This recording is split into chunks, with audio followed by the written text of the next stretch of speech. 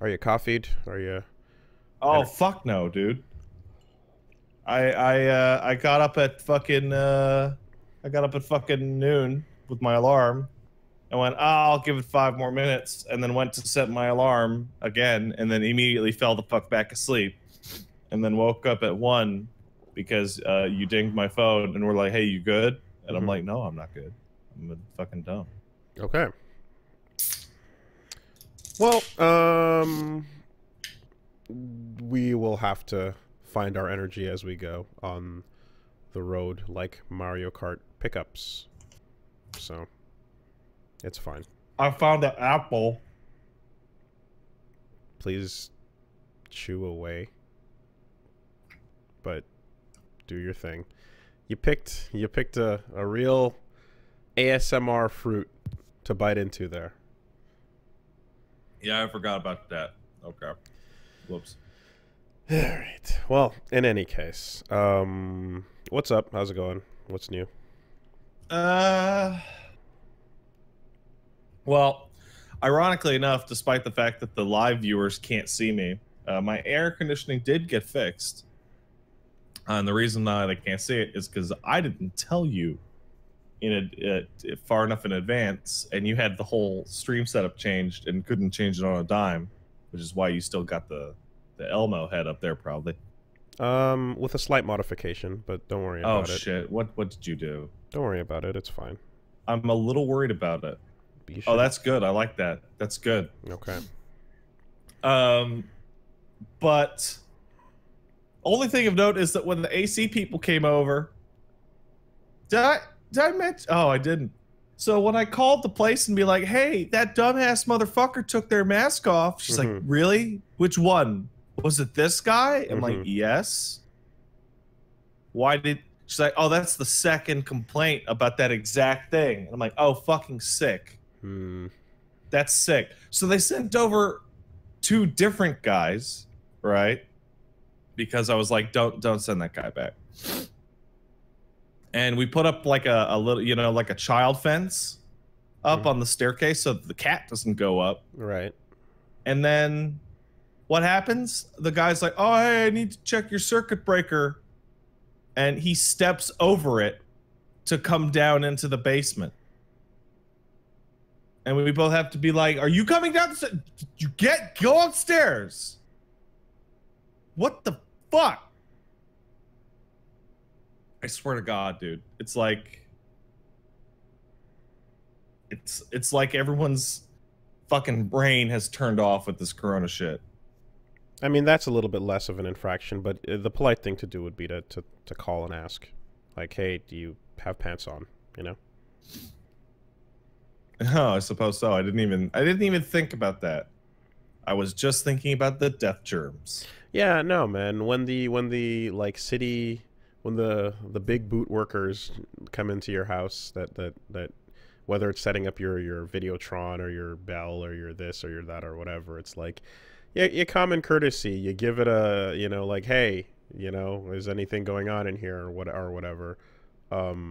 Although I suppose the understanding is usually that it's like, "Hey, from X time to X time, there will be people walking around this house and doing the thing." But yeah. That's one of those jobs where, you know, as we've discussed in the past, I feel they just walk into so many houses and like just can't be bothered with the little pleasantries, as it were. You know? So except the little pleasantries can result in death now. Well, which is extra fun. In theory. Yeah, you gotta be careful about that. Well, any of you people are going to people's houses due to work, fucking be careful. Yeah, not too much on my end. I mean, a lot of like off mic work, I should say, like a lot of stuff going on that is just where, you know, working on projects and things personally. But I mean, and yeah, just, you know, keeping up with the flow of the protests and the video footage and everything going on.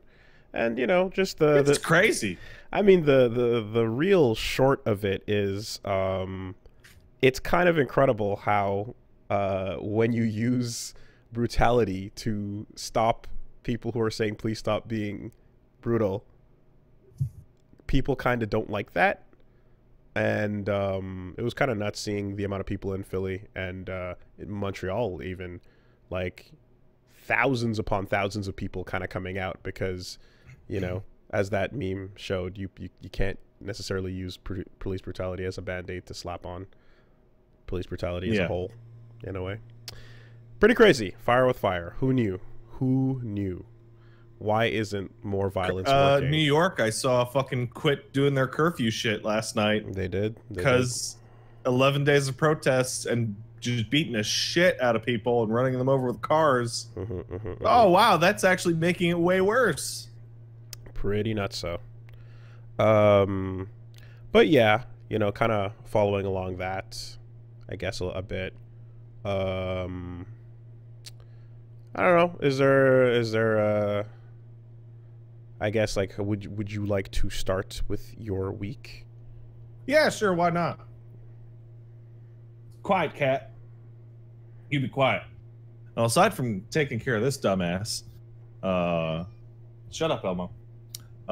Unfortunately, Paige's back is out, which, man, she just keeps falling apart, huh? Which means I've been doing all the house's cooking, which is new for Pat. What did you do prior to there being house cooking? Be really appreciative. But what about before that? There's a we have DoorDash this week on sponsor.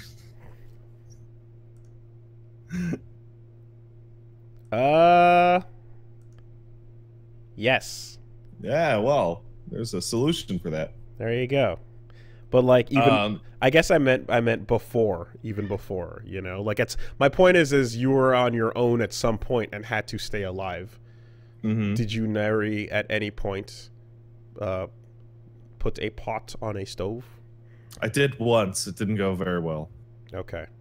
Mistakes were made. So were you kept alive exclusively by delivery food for the entire period of you being an adult? An adult on your own? More or less. Fascinating. Okay. Okay. So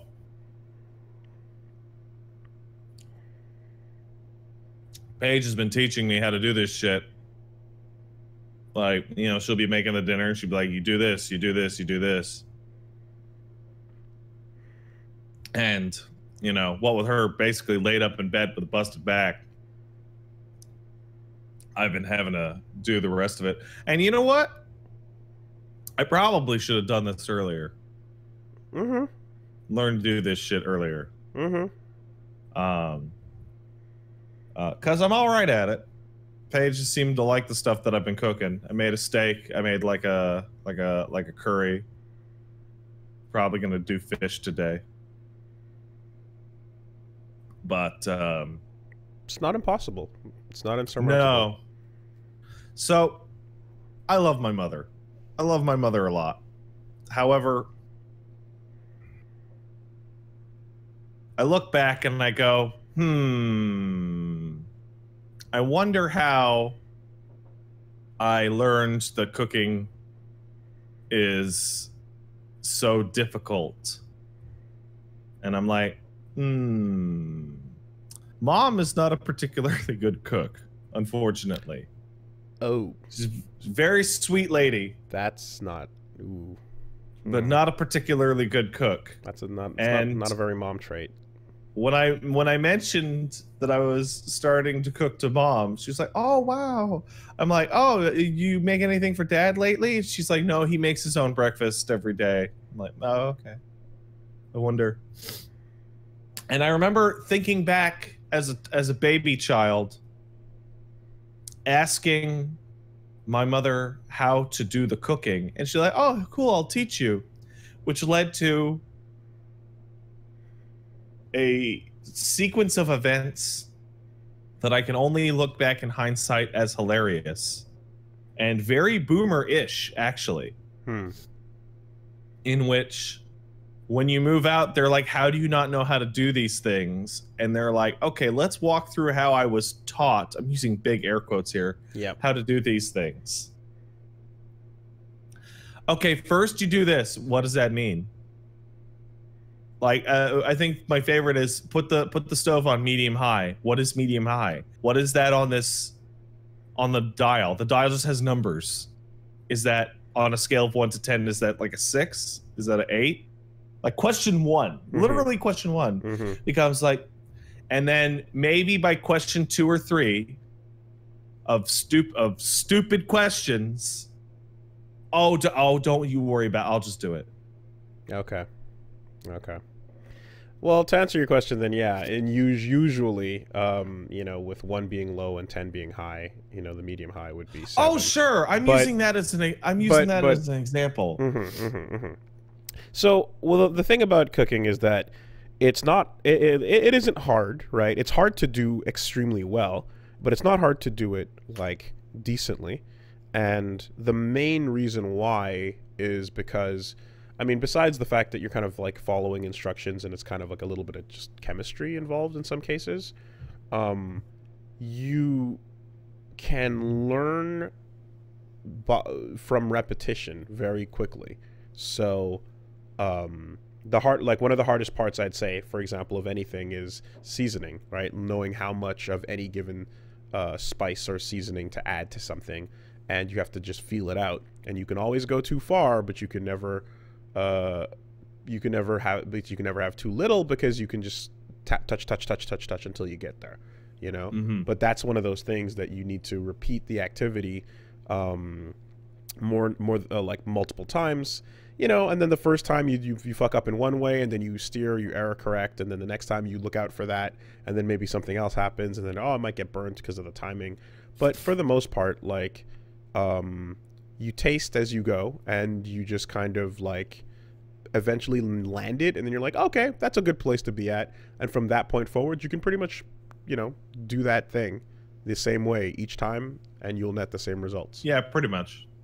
So, yeah, I've pretty much learned that as well recently. The other thing, and this is a great way. This is a great way to get your kids to never try and learn how to do cooking. Is that food poisoning is generally pretty rare? Would you say? Yeah. Okay. Not when you go to grandma's house. Yeah, that's my entire family would get some power level of food poisoning every single time we went to eat at my grandmother's. Is this the grandma that taught your mom to cook? Yes. Well then. And my mother is a much better cook than grandma, because grandma is the type of woman who would, oh man, there's a lot of green on this steak. Well, we just scrape that off. Yeah. Okay. So okay. All right. This meat's a little old. Maybe if we put half a bottle of celery salt on it. Okay. Well, in the grand onion salt, rather. In the grand, yeah, my grandma liked onion salt too. Onion powder, rather. She used it a lot. But in the grand scheme of things, even if your mom is, you know what, I'll have to, like, you know, perhaps hold my judgment back on your mom a little bit, because, you know, if we're talking about her being a better cook than her mother was, and she lands on 0, then I suppose that's fine. If no one's getting sick, that's an improvement. So the lesson that was learned, right, was that if you cook it wrong, you can make everyone horribly sick. Right? And this person's been cooking for 50 years, and they make us sick every day. Okay. So it becomes this mash of, apparently it's so difficult because no one will explain me the basics. And if I do it wrong, I'll make everyone sick or kill them. Yeah, no, so that's not, like, if the ingredients are safe, then that will not happen. It is simply that it'll taste bad, with a few exceptions. I don't think you're going to be making fugu. Boy, I hate coriander. You know, anytime soon. Boy, I fucking hate coriander so much. We keep getting all these fucking recipes in. It's like, put the soap in it. Like, no thanks, man. Yeah, it's, you know, that's fine. You gotta watch out for the E. coli on the chicken. You know, you want to be careful about that. Yeah, I don't know where I picked it up, but I became very aware at some point that everything the chicken touches might as well be poison until the chicken is cooked. Because chicken are disgusting. I mean, the like, it is not an instantaneous infection on all like raw chicken meat, but the risk is much higher. So yeah, you want to be careful. Oh yeah. Oh, cilantro. I meant cilantro. Sorry guys, I just woke up. I'm an asshole. Right. But yeah, that's what I would say is like if there's any like tool that you should go train to level up faster than you should naturally, you can kind of cheat the system a little bit by getting really good with spices.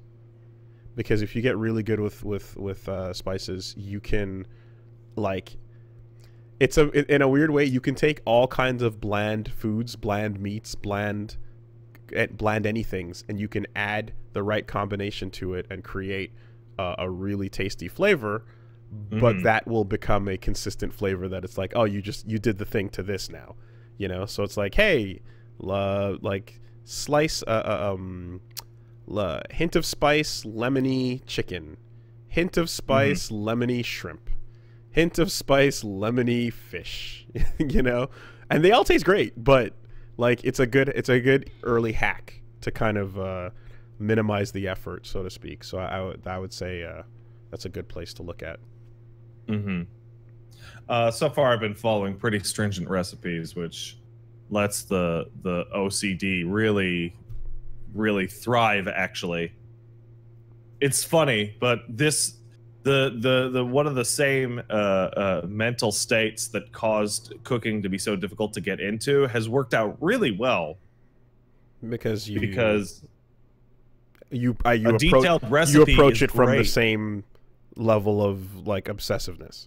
Yeah, pretty much. That being said, I'm fucking exhausted after I cook, man.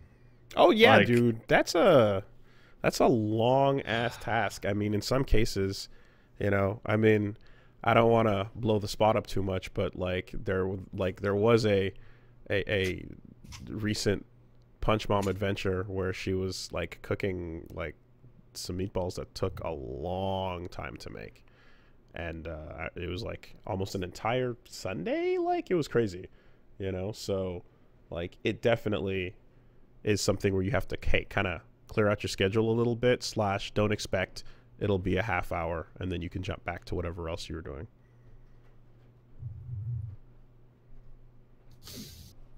I saw somebody in our chat say that cleaning is the worst part. I disagree, man. Making a filthy countertop and dishes not filthy is very satisfying. Depends on how complex the stuff you're making is, and because it's clean. And it also depends on whether you're making it all at the same time, right? Yeah. If you were doing every part of that plate at the same time, then you've got some chopped salad on one side, some rice boiling over there, some meat in the oven. You know what I mean? Yeah, that's what I was doing. I was I made what the fuck was it called? Curry beef samosa. And it's like, okay, the rice is going, and the beef's on there and it's been on there for 4 minutes. Am I adding the garlic and the shallots yet? And it's like, okay, what about the aioli? Where's that going? And it's like, I might have wanted to choose something slightly easier for literally the first thing I made. It would be a good idea. But hey, it worked out great. It was good. Okay. Paige gave me 2 thumbs up from her busted ass position in bed. There you go. Did you taste it?